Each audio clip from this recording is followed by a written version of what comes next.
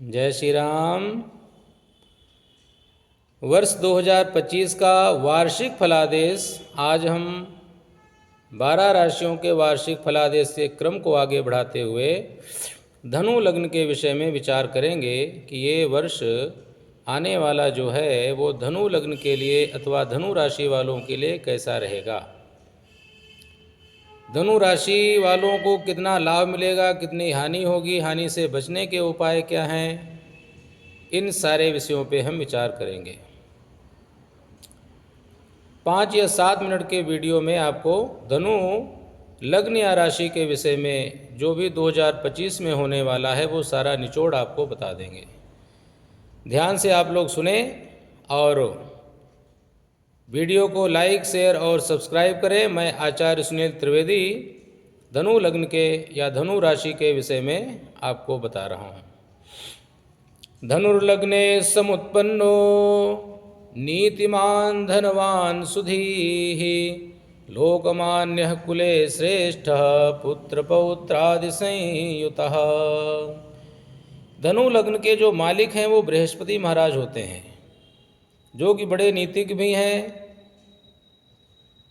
बहुत बड़े विद्वान भी हैं और देवताओं के गुरु भी हैं। इसलिए धनु लग्न या धनु राशि वाले जो भी जातक होते हैं वो जातक जो होते हैं उनके शरीर की बनावट कैसी होती है, इस विषय में थोड़ा सा आप लोग विचार करें और देखें कि आपके ऊपर कितना इसका फलित घटित हो रहा है। धनु राशि वाले जो जातक होते हैं उनका शरीर लंबा होता है। ऐसे व्यक्ति छोटे कद के नहीं होते, सुगठित शरीर होता है, बड़ा सुंदर होता है, आकर्षक होता है। रंग इनका गेहुआ होता है और अंडाकार इनकी मुखाकृति होती है। मस्तक इनका ऊंचा होता है और नाक थोड़ी सी लंबी होती है और चमकदार आंखें होती हैं। आंखों में एक रोशनी, एक तेज जैसा इनके नजर आता है। सुंदर और मजबूत दांत और बड़े कान होते हैं। कहते हैं लंब कर्णो भवेत पूज्यः, अर्थात लंबे कान वाले जो व्यक्ति होते हैं वो पूजनीय होते हैं। मोटे कान वाले नेता होते हैं, सूखे कान वाले निर्धन होते हैं और छोटे कान जिनके चूहे जैसे होते हैं ऐसे व्यक्ति कभी शांति से नहीं बैठते, कुछ न कुछ करते ही रहते हैं। जैसे चूहा होता है ना, कभी शांति से नहीं बैठता, उसी तरह से जो छोटे कान वाले व्यक्ति हैं वो कुछ न कुछ करते रहते हैं। तो धनु लग्न वालों के कान छोटे नहीं होते, ये तो मैंने कान के विषय में ऐसे बता दिया। धनु लग्न वालों या धनु राशि वालों के कान बड़े होते हैं। तो लंब कर्णों भवेत पूज्यः, अर्थात बड़े कान वाले जो व्यक्ति हैं वो हमेशा पूजनीय होते हैं और इनका स्वभाव जो है ना बड़ा सौम्य होता है, हंसमुख होते हैं, आकर्षक होते हैं। इनसे जो एक बार मिलता है ना फिर बार बार इन्हें याद करता है। सुंदर और प्रभावशाली व्यक्तित्व के ये धनी होते हैं, नीतिवान और धनवान और शौर्यवान यानी पराक्रमी भी होते हैं, क्योंकि अग्नि तत्व राशि होने की वजह से ऐसे व्यक्ति बड़े पराक्रमी होते हैं। शांत बैठते नहीं, कुछ न कुछ करने की आदत इनकी भी होती है। लोकमान्य होते हैं और कुटुंब में श्रेष्ठ होते हैं। पुत्र पौत्रादि से युक्त, प्रेम से वश में होने वाले, यानी ऐसे जो धनु राशि या लग्न के जो जातक या जातिकाएं हैं ये लोग प्रेम से कंट्रोल में होते हैं। प्रेम से जो मर्जी करा लो, अगर इनके ऊपर अपना अधिकार जमा करके, अपना पावर जमा करके, डांट के फटकार के करेंगे तो फिर ये लोग बिगड़ जाते हैं। और इनके बिगड़ने का मतलब होता है घर में पूरी अशांति फैल जाना। क्रोधी और स्वाभिमानी भी होते हैं। अगर प्रेम से इनसे कुछ भी कराना चाहो तो वो करने में कभी ये लोग पीछे नहीं हटते, क्योंकि बृहस्पति महाराज एक बहुत बड़े परोपकारी ग्रह होने की वजह से उनकी राशि का आधिपत्य इस धनु राशि के ऊपर है। बृहस्पति इनके मालिक होने की वजह से उनके गुण भी इनके अंदर आ जाते हैं। तो अब इनके विषय में हम विचार करते हैं कि जो 2025 29 मार्च 14 मई और 18 मई से सबसे जो बड़े ग्रह हैं वो परिवर्तन करने जा रहे हैं राशि। तो बहुत डिटेल में न जा करके आपको इसका सार जो है वो बताएंगे। डिटेल में जाने से वीडियो बहुत लंबी हो जाती है और इतनी लंबी वीडियो कोई देखता नहीं है, इसलिए जो सार है वो आपको बताएंगे, उसको आप लोग ध्यान से सुने। जो हमारे धनु लग्न या राशि वाले जातक होते हैं इनको पहले अपनी सेहत के विषय में ध्यान रखना चाहिए और सेहत का ध्यान इसलिए रखना है क्योंकि केतु महाराज की जो दृष्टि है इनके लग्न स्थान पे पड़ रही है। लग्न स्थान पे केतु की दृष्टि पड़ने की वजह से कुछ ये शारीरिक परेशानियां देंगे, लेकिन गुरु की अपनी स्वगृही दृष्टि होने से परेशानियों से बचाएंगे। क्योंकि कोई भी ऐसा व्यक्ति नहीं है जो अपने बनाए हुए अपने घर को नष्ट करे। तो गुरु महाराज मिथुन राशि में बैठ करके 14 मई के बाद अपने घर को, यानी धनु उनका जो अपना घर है उसको देखेंगे। तो फिर भी कुछ ऐसी चीज़ें हैं जिनसे आपको सावधान रहना है। क्या सावधान रहना चाहिए कि एक तो आपने ब्लड प्रेशर से सावधान रहना, क्योंकि चिंताएं थोड़ी सी ज़्यादा रहेंगी इस वर्ष में आपको। कमर और जोड़ों के दर्द से भी आपने बचना है। लीवर की समस्याएं, खान पीन पे थोड़ा सा कंट्रोल रखना, योगाभ्यास करना, व्यायाम करना और अच्छी मेहनत करना। स्नायु रोग, नसें नाड़ियाँ हमारी कमज़ोर हो जाती हैं। नेत्र विकार, आँखों में कुछ परेशानियाँ आ सकती हैं, आँखों में जलन होगी, दर्द होगी, इन्फेक्शन हो सकता है, तो इससे भी बचना है। चोट आदि से भी आपको सावधान रहना। कोई वाहन वगैरह चलाना है तो सावधानी से चलाना है, क्योंकि ज़मीन मकान वाहन का जो स्थान है जहाँ से ये चीज़ें मिलती हैं वहाँ पे शनि महाराज आकर के बैठ जाएंगे 29 मार्च 2025 से। तो इसलिए इन चीज़ों से बचना है। और जो धनु राशि या लग्न वाले व्यक्ति हैं उनका जो आने वाला समय है उसमें क्या व्यवसाय कर सकते हैं उसके विषय में भी थोड़ा सा दृष्टि डालते हैं। एक तो ये लोग राजनीतिज्ञ, जो राजनीति में जो लोग हैं उनके लिए समय आने वाला बहुत अच्छा है। फिल्म जगत में जो फिल्म में काम करना चाहते हैं, कोई नाटक सीरियल इत्यादि में काम करना चाहते हैं, उनके लिए भी ये समय आने वाला बहुत अच्छा है। अभिनय कला का क्षेत्र, जो डांस इत्यादि जो भी स्त्रियां लड़कियां करती हैं उनके लिए बहुत अच्छा है। ब्यूटी पार्लर, बुटीक इत्यादि का जो काम करती है उनके लिए समय बहुत अच्छा है। फैशन डिजाइनिंग का काम करने वालों के लिए बहुत अच्छा है। इलेक्ट्रिक इंजीनियर इत्यादि जो काम करना चाहें, जो नौकरी करना चाहें, उनके लिए समय बहुत अच्छा है। जो डॉक्टर वर्ग होंगे उनके लिए बहुत अच्छा है। उच्च व्यवसाय करने वाले जो व्यक्ति हैं या जिनके मन में अपना स्वतंत्र व्यवसाय करने की मन में इच्छा हो रही है तो उनके लिए आने वाला टाइम बहुत अच्छा है। जो नौकरी कर रहे हैं उनको अच्छी नौकरी होगी। स्थान परिवर्तन होने के बाद में उनको अच्छी नौकरी में उनकी इच्छाएं पूर्ण होंगी। इसके अतिरिक्त जो खिलाड़ी हैं, जो खेल कूद में रुचि लेते हैं, उनके लिए भी आने वाला टाइम बहुत अच्छा है। जो ज्योतिषी हैं, जो शिक्षक हैं, जो कर्मकांडी ब्राह्मण हैं, जो धर्म गुरु हैं अर्थात जो कथावाचक इत्यादि हैं, उनके लिए भी बहुत समय अच्छा रहेगा। कंप्यूटर इंजीनियर जो हैं इनके लिए भी आने वाला टाइम जो है बहुत अच्छा रहेगा। अब मैं आपको बता रहा हूं कि जो 4 बहुत बड़े ग्रह राशि परिवर्तन करने जा रहे हैं इनकी दृष्टियों का आपके ऊपर क्या प्रभाव पड़ेगा। तो 2025 मई तक आप लोगों को सावधान रहना चाहिए, क्योंकि 2025 मई तक जो मंगल महाराज हैं वो भी नीच राशि में रहेंगे और उसका प्रभाव जो है वो 8वें घर का आएगा। 8वां जो घर है वहाँ पे कर्क राशि में मंगल नीच के रहेंगे। उनकी दृष्टि दूसरे स्थान पे पड़ेगी जो कि मारक स्थान होता है, धन का स्थान होता है, कुटुंब का स्थान होता है, वाणी का स्थान होता है।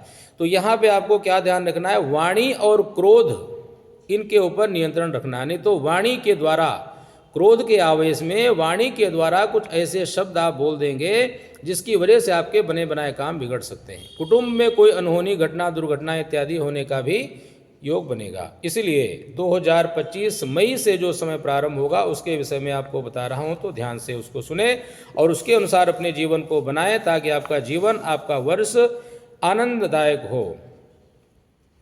तो सबसे पहले हम विचार करते हैं जो महीने महीने का फलादेश होता है उसके लिए हम सूर्य को, शुक्र को और बुध और मंगल इन ग्रहों को देखते हैं। जो दैनिक और साप्ताहिक होता है उसमें चंद्रमा की प्रधानता होती है, लेकिन जो वर्ष का फलादेश होता है उसमें गुरु, शनि, राहु और केतु इन ग्रहों का हम विचार करते हैं, क्योंकि ये ग्रह लंबी अवधि तक एक राशि में रहते हैं। जैसे गुरु 13 महीने तक रहते हैं, शनि महाराज 2.5 वर्ष तक रहते हैं, राहु केतु 1.5 साल तक रहते हैं। तो वर्ष का जो फलादेश है उसके ऊपर इनका ही आधिपत्य होता है। इसलिए इनके विषय में विचार करना और इनके विषय में थोड़ा सा जागरूक रहना बहुत जरूरी होता है।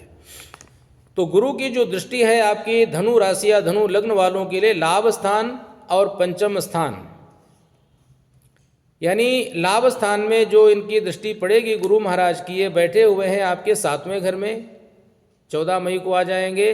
और इनकी जो 5वीं दृष्टि है वो लाभ स्थान पे पड़ेगी। लाभ स्थान में दृष्टि पड़ने से क्या फायदा मिलेगा, अगर आपका पैसा कहीं रुका हुआ है, चाहे वो बिजनेस का हो या आपने कहीं पे इन्वेस्टमेंट किया हो जो न मिल रहा हो, या आपने कहीं ब्याज पे पैसा दिया हो, तो वो सारा पैसा आपको अब मिलेगा।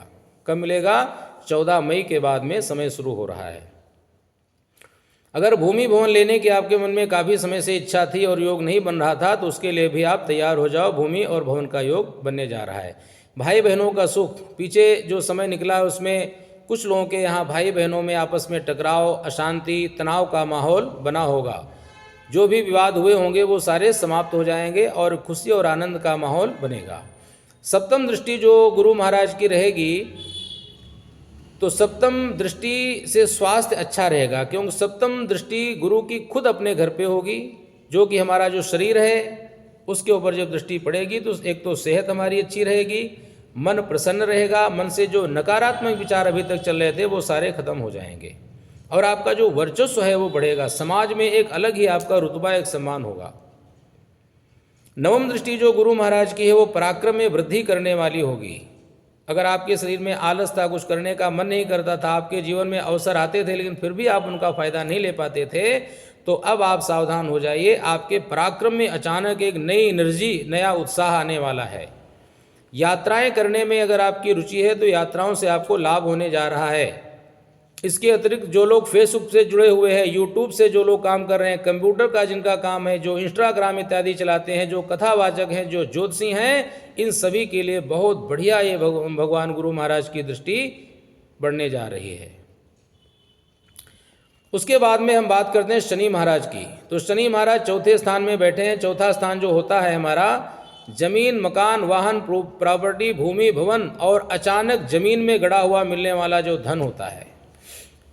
तो शनि महाराज की जो कृपा है वो चौथे स्थान पे बैठे हुए हैं और उनकी जो दृष्टि है वो तीसरी दृष्टि इनकी जो है वो छठे स्थान पे पड़ेगी। छठा स्थान जो होता है ऋण, रोग और शत्रु का होता है। तो शनि की जो दृष्टि है ना बड़ी विस्फोटक होती है। अगर अपने मित्र के घर को देखते हैं तब तो उसके फल को बढ़ा देते हैं, लेकिन अगर शत्रु स्थान पे दृष्टि डालते हैं तो शत्रुओं का विनाश कर देते हैं। तो अब आप लोग ये समझ लीजिए कि जो धनु राशि या लग्न वाले व्यक्ति हैं उनके जो गुप्त या प्रत्यक्ष शत्रु होंगे उन सभी का विनाश निश्चित है। परंतु इसके साथ साथ में जो आपके मामा यानी ननिहाल का पक्ष है, मामा मामी इत्यादि जो हैं, उनके लिए थोड़ा सा कष्टदायक रहेगा। कुछ अनहोनी घटनाएं घटित हो सकती हैं, कुछ बीमारियों से ग्रसित हो सकते हैं और अगर आपके ऊपर कोई कर्जा चढ़ा हुआ था वो भी अब समाप्त हो जाएगा, इसलिए बिल्कुल निश्चिंत हो जाइए। सातवीं जो दृष्टि शनि महाराज की रहेगी वो आपके व्यापार स्थान पे होगी, नौकरी के स्थान पे होगी, पैतृक संपत्ति पे होगी, पितृ स्थान पे होगी। तो यहाँ पे इनकी जो दृष्टि है वो दुष्भाव राशि पे पड़ रही है। दुष्भाव का मतलब होता है एक पैर हमारा यहाँ और एक पैर वहाँ। तो जिनका ऐसा काम है जैसे एक्सपोर्ट इंपोर्ट इत्यादि का काम है, विदेश से संबंधित जिनका काम है, उनके लिए बहुत फायदेमंद रहेगा। बाकी जो सामान्य व्यक्ति हैं उनके व्यापार में कुछ परिवर्तन होने की संभावना रहेगी। जो नौकरी कर रहे हैं, नौकरी से संतुष्ट नहीं है, उनको कोई और अच्छी कंपनी से ऑफर आ जाएगा जिसको वो लोग ज्वाइन करेंगे और उससे उनको फ़ायदा मिलेगा। जो व्यापार कर रहे हैं उनके मन में इच्छा है कुछ व्यापार को और बढ़ाना चाहिए, इस स्थान से दूसरे स्थान पे जाना चाहिए, स्थान परिवर्तन करना चाहिए, तो भी उनको बहुत अच्छा लाभ मिलने की संभावनाएं हैं। पैतृक संपत्ति अगर भाई बंधुओं में आपस में बंटवारा होना था और नहीं हो पा रहा था किसी कारणवश, तो उसका भी बंटवारा होगा, उसका भी आपको पूरा पूरा लाभ मिलने की संभावनाएं नजर आ रही हैं। जो 10वीं दृष्टि शनि महाराज की है वो लग्न यानी शरीर के ऊपर, पूरे शरीर जो हमारा पहला स्थान होता है उसके ऊपर शनि महाराज की दृष्टि पड़ रही है और वहाँ पे धनु राशि है जो कि बृहस्पति की है। बृहस्पति उनके साथ में समता का भाव रखते हैं, इसलिए फिर भी कुछ अशांति और कुछ बीपी जैसी समस्याएं, कुछ अनिद्रा, ठीक से नींद ना आना और कुछ आलस जैसी समस्याओं से आपको बचना पड़ेगा। क्योंकि अगर आलस के वशीभूत हो गए तो फिर शनि महाराज का शुभ फल जो मिलने वाला है वो नहीं मिल पाएगा। इसलिए इन चीज़ों से बचना है और खूब परिश्रम करेंगे तो आपको सब कुछ मिलेगा। जो मन में इच्छा होगी वो सारी चीज़ें मिलेंगी। जो इच्छा करिहो मन माही, प्रभु प्रताप कछु दुर्लभ नाही। तो शनि महाराज सारी आपकी इच्छाओं को पूर्ण कर देंगे। अब शनि महाराज की जो चतुर्थ स्थान में जो बैठे हुए हैं वहाँ बैठ करके क्या फ़ायदा देंगे? भूमि भवन आपको देंगे। अगर कोई किसानी कर रहा है, खेती, तो उसको ट्रैक्टर मिलेगा।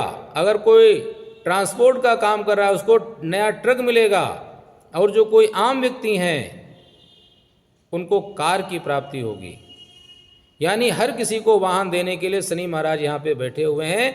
लेकिन शर्त यह है कि आपकी कुंडली में शनि और गुरु महाराज की पोजीशन अच्छी हो और महादशा अंतर्दशा भी अच्छी चल रही हो, तो निश्चित रूप से ये सारे फल आपको मिलेंगे 101%। तो इस तरह से हमने गुरु का और शनि का विचार किया। अब राहु केतु के विषय में विचार करते हैं। राहु महाराज जो आपके बैठ जाएंगे पराक्रम स्थान में। तीसरा जो स्थान होता है पराक्रम का स्थान होता है, हमारे छोटे भाई बंधुओं का स्थान होता है, यात्राओं का स्थान होता है। तो यहाँ पे राहु महाराज बैठ करके अत्यंत शुभ फल आप सबको प्रदान करेंगे, धनु राशि या लग्न वालों को। यहाँ पे बैठने के बाद में इन्होंने क्या करना है, एक तो ये पराक्रम में वृद्धि करेंगे, यानी आलसी तो होने ही नहीं देंगे, बिल्कुल पराक्रम में वृद्धि करेंगे और यात्राओं का लाभ मिलेगा। यात्राओं से आपको फायदा होगा। यात्राओं के रुके हुए जो कार्य हैं वो पूर्ण होने शुरू हो जाएंगे।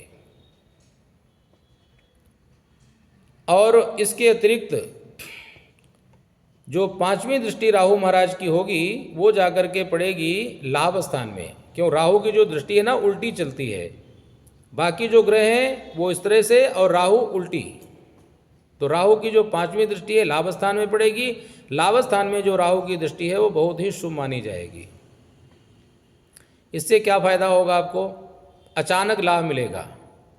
अब जो अचानक लाभ है वो कई प्रकार का हो सकता है। हो सकता है आपने कहीं पैसा लगाया हो और उस पैसे के मिलने का समय अब आ रहा हो, इसलिए वो पैसा अचानक लाभ।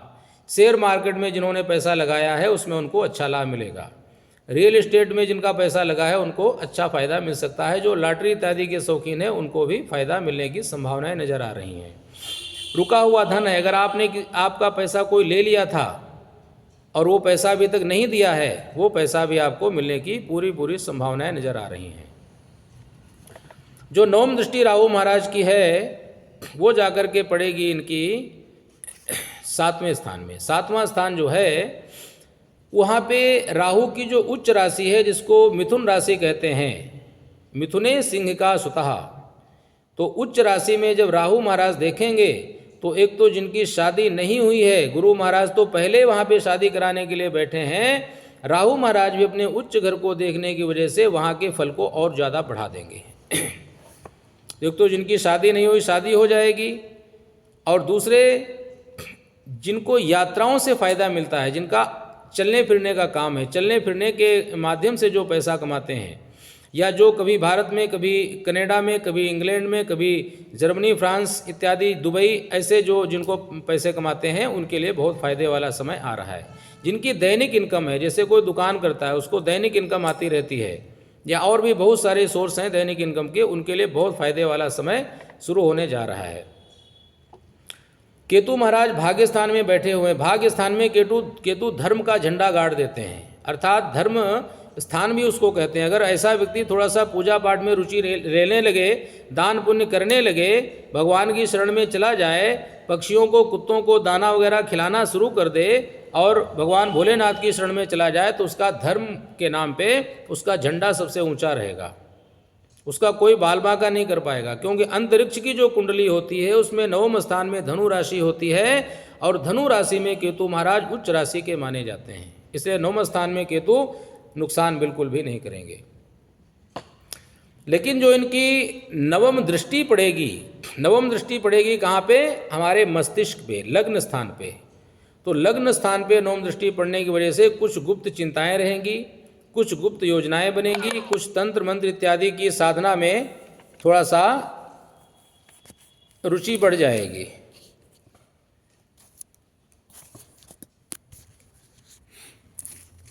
तंत्र मंत्र की साधना में थोड़ी सी इनकी रुचि बढ़ जाएगी और उसका इनको अच्छा फायदा भी मिलेगा।